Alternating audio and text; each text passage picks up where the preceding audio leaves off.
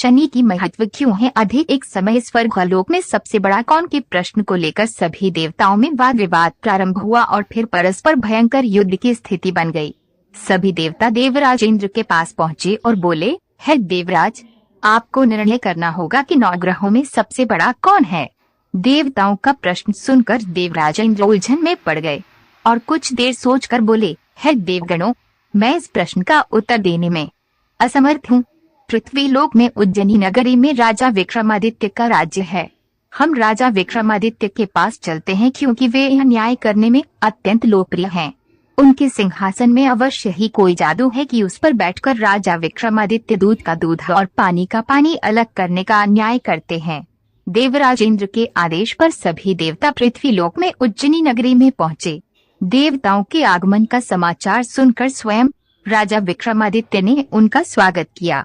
महल में पहुंचकर जब देवताओं ने उनसे अपना प्रश्न पूछा तो राजा विक्रमादित्य भी कुछ देर के लिए परेशान हो उठे, क्योंकि सभी देवता अपनी अपनी शक्तियों के कारण महान शक्तिशाली थे।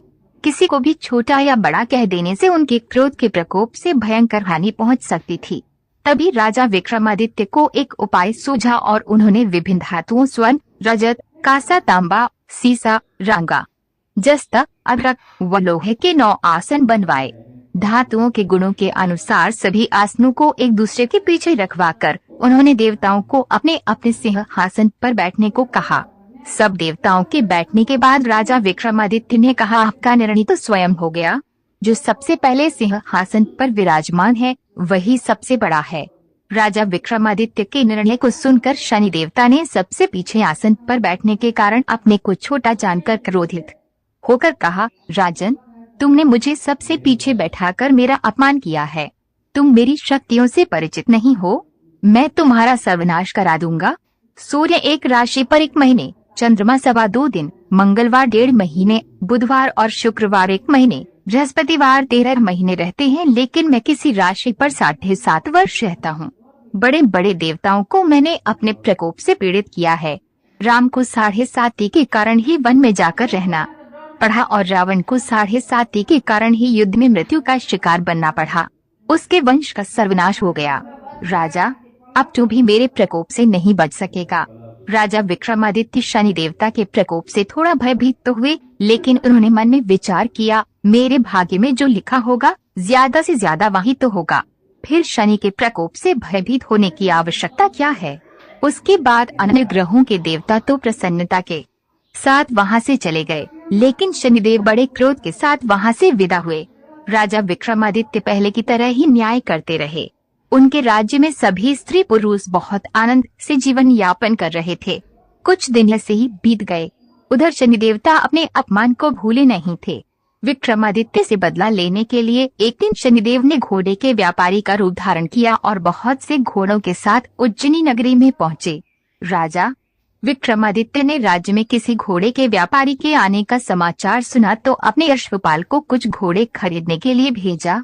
अश्वपाल ने वहां जाकर घोड़ों को देखा तो बहुत खुश हुआ, लेकिन घोड़ों का मूल्य सुनकर उसे बहुत हैरानी हुई। घोड़े बहुत कीमती थे। अश्वपाल ने जब वापस लौटकर इस संबंध में बताया तो राजा ने स्वयं आकर एक सुंदर व शक्तिशाली घोड़े को पसंद किया। घोड़े की चाल देखने के लिए राजा उस घोड़े पर सवार हुआ तो वह घोड़ा बिजली की गति से दौड़ पड़ा। तेजी से दौड़ता हुआ घोड़ा राजा को दूर एक जंगल में ले गया और फिर राजा को वहां गिराकर जंगल में कहीं गायब हो गया। राजा अपने नगर को लौटने के लिए जंगल में भटकने लगा, लेकिन उसे लौटने का कोई रास्ता नहीं मिला। राजा को भूख प्यास लगाई। बहुत तो घूमने पर उसे एक चरवाहा मिला। राजा ने उससे पानी मांगा। पानी पीकर राजा ने उस चरवाहे को अपनी अंगूठी दे दी। फिर उससे रास्ता पूछकर वह जंगल से बाहर निकलकर पास के नगर में पहुंचा। राजा ने एक सेठ की दुकान पर बैठकर कुछ देर आराम किया। उस सेठ ने राजा से बातचीत की तो राजा ने उसे बताया कि मैं उज्जैनी से आया हूँ। राजा के कुछ देर दुकान पर बैठने से सेठ जी की बहुत बिक्री हुई। सेठ ने राजा को बहुत भाग्यवान समझा और उसे अपने घर भोजन के लिए ले गया। सेठ के घर में सोने का एक हार खूंटी पर लटका हुआ था। राजा को उस कमरे में अकेला छोड़कर सेठ कुछ देर के लिए बाहर गया। तभी एक आश्चर्यजनक घटना घटी। राजा के देखते देखते सोने के उस हार को घंटी निगल गई। सेठ ने कमरे में लौटकर हार को गायब देखा तो चोरी का संदेह राजा पर ही किया, क्योंकि उस कमरे में राजा ही अकेला बैठा था। सेठ ने अपने नौकरों से कहा कि इस परदेसी को रस्सियों से बांधकर नगर के राजा के पास ले चलो। राजा ने विक्रमादित्य से हार के बारे में पूछा तो उसने बताया कि उसके देखते ही देखते खूंटी ने हार को निगल लिया था। इस पर राजा ने क्रोधित होकर चोरी करने के अपराध में विक्रमादित्य के हाथ पांव काटने का आदेश दे दिया। राजा विक्रमादित्य के हाथ पांव काटकर उसे नगर की सड़क पर छोड़ दिया गया। कुछ दिन बाद एक तेली उसे उठाकर अपने घर ले गया और उसे अपने कोल्हू पर बैठा दिया। राजा आवाज देकर बैलों को हाँकता रहता। इस तरह तेली का बैल चलता रहा और राजा को भोजन मिलता रहा। शनि के प्रकोप की 7.5 पूरी होने पर वर्षा ऋतु प्रारंभ हुई। राजा विक्रमादित्य एक रात में मल्हार गा रहा था कि तभी नगर के राजा की लड़की राजकुमारी मोहिनी रथ पर सवार उस तेली के घर के पास से गुजरी। उसने मेघ मल्हार सुना तो उसे बहुत अच्छा लगा और दासी को भेजकर गाने वाले को बुला लाने को कहा। दासी ने लौटकर राजकुमारी को अपंग राजा के बारे में सब कुछ बता दिया। राजकुमारी उसके मेघ मल्हार पर बहुत मोहित हुई थी। अतः उसने सब कुछ जानकर भी अपंग राजा से विवाह करने का निश्चय कर लिया। राजकुमारी ने अपने माता पिता से जब भी यह बात कही तो हैरान रह गए। राजा को लगा कि उसकी बेटी पागल हो गई है। रानी ने मोहिनी को समझाया, बेटी, तेरे भाग्य में तो किसी राजा की रानी होना लिखा है, फिर तू उस अपंग से विवाह करके अपने पांव पर कुल्हाड़ी क्यों मार रही है। जब राजा ने किसी सुंदर राजकुमार से उसका विवाह करने की बात कही, लेकिन राजकुमारी ने अपनी जिद नहीं छोड़ी। अपनी जिद पूरी कराने के लिए उसने भोजन करना छोड़ दिया और प्राण त्याग देने का निश्चय कर लिया। आखिर राजा रानी को विवश होकर अपंग विक्रमादित्य से राजकुमारी का विवाह करना पड़ा।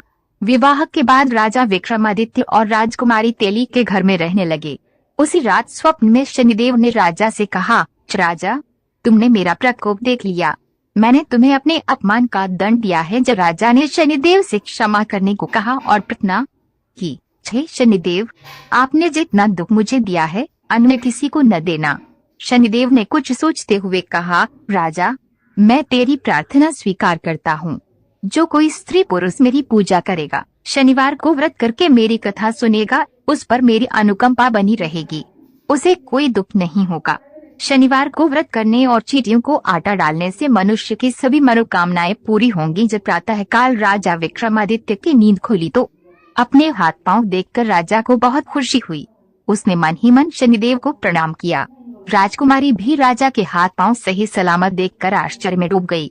तब राजा विक्रमादित्य ने अपना परिचय देते हुए शनिदेव के प्रकोप की सारी कहानी कह सुनाई।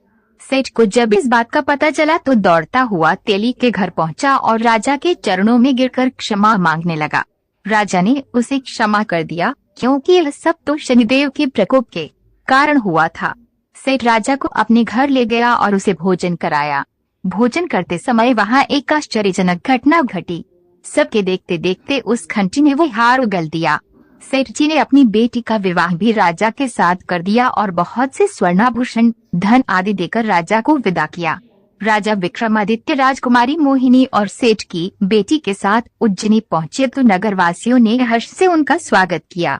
उस रात उज्जैनी नगरी में दीप जलाकर लोगों ने दिवाली मनाई। अगले दिन राजा विक्रमादित्य ने पूरे राज्य में घोषणा करवाई, शनिदेव सब देवों में सर्वश्रेष्ठ हैं। प्रत्येक स्त्री पुरुष शनिवार को उनका व्रत करे और व्रत कथा अवश्य सुन। राजा विक्रमादित्य की घोषणा से शनिदेव बहुत प्रसन्न हुए। शनिवार का व्रत करने और कथा सुनने के कारण सभी लोगों की मनोकामनाएं शनिदेव की अनुकंपा से पूरी होने लगी।